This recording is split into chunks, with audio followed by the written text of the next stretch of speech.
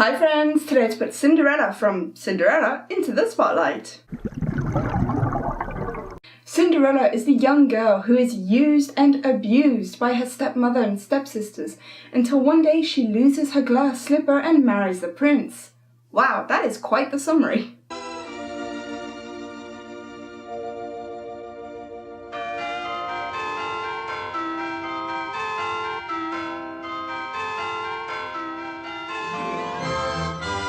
Disney's animated movie isn't based on the original story by the Brothers Grimm. It's actually based on the story written by French author Charles Perrault in 1698. One of the big things that all of these different versions have in common is Cinderella doesn't have a name. She always goes by her nickname, Cinderella.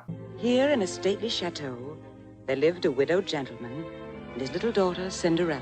A lot of people believe that her name may have actually been Ella, and the nickname Cinder was added later because she was always dirty. Disney decided to play on this, so when they remade the movie in 2015 in a live-action version, they decided to have her actually be called Ella. Once upon a time, there was a girl called Ella.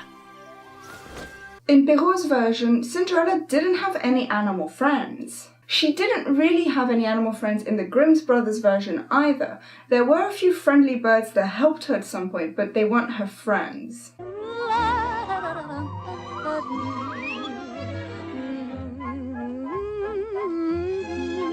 Perrault's version also had two balls, not one. Cinderella went to both in different outfits. The first ball is where she meets the prince, and the second ball is where they fall in love, and it's the ball where she loses her glass slipper.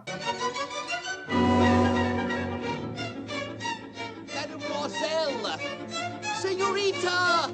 When the prince commands that every girl in the kingdom must try on the shoe so that he can find his mystery girl, it obviously fits Cinderella, like in all the other versions. However, in this version, Cinderella chooses to bring out the other shoe to match the one that she's trying on to actually prove that she is indeed the mystery girl. But you see, I have the other slipper.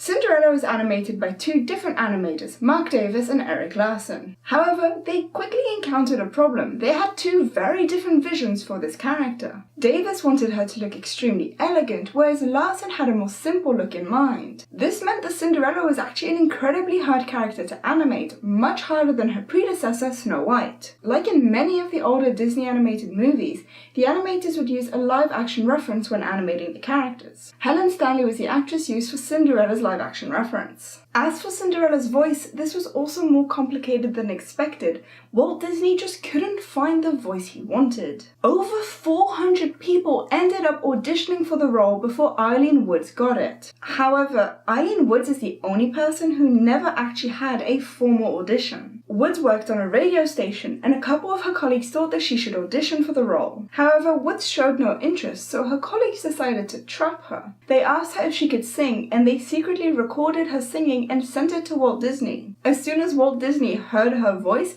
he knew that that is the voice he wanted for Cinderella, and he contacted her. The dream that you wish will come true. Speaking of Walt Disney, as the owner of a major animation company, many people had asked him what were some of his favourite pieces of animation. Well, one of them was the scene where Cinderella's ripped up dress transforms into the beautiful ball gown.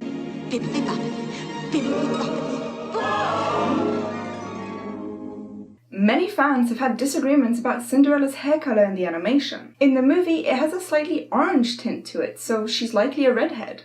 So if you don't want to lose a nice warm bed, you'd better get rid of those dreams.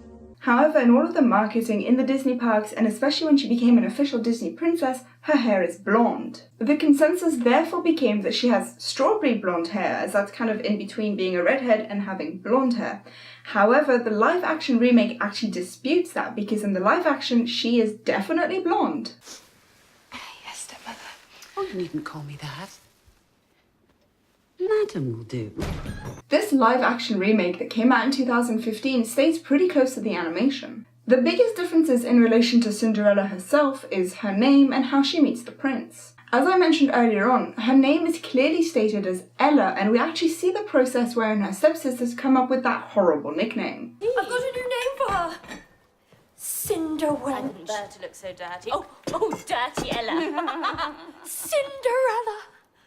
That's what we'll call you. Oh, girls, you're too clever. As for meeting the prince, in the animation, Cinderella meets the prince once she's already at the ball. Here's the maid predestined to be his bride. However, in the live action, Ella meets the prince when she goes out riding. Miss! Miss, are you all right? Hold on! It's fine. I'm all right, thank you. It's fine. Whoa! Riding. She's not really going on a nice ride with her horse. She's not in a good state of mind. Merely a creature of ash and toil.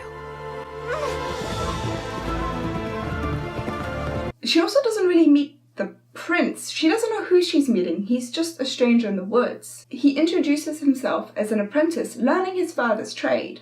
My father's teaching me his trade. You're an apprentice. Of a sort. It's only at the ball that she realizes that he is in fact the prince. But you're no apprentice.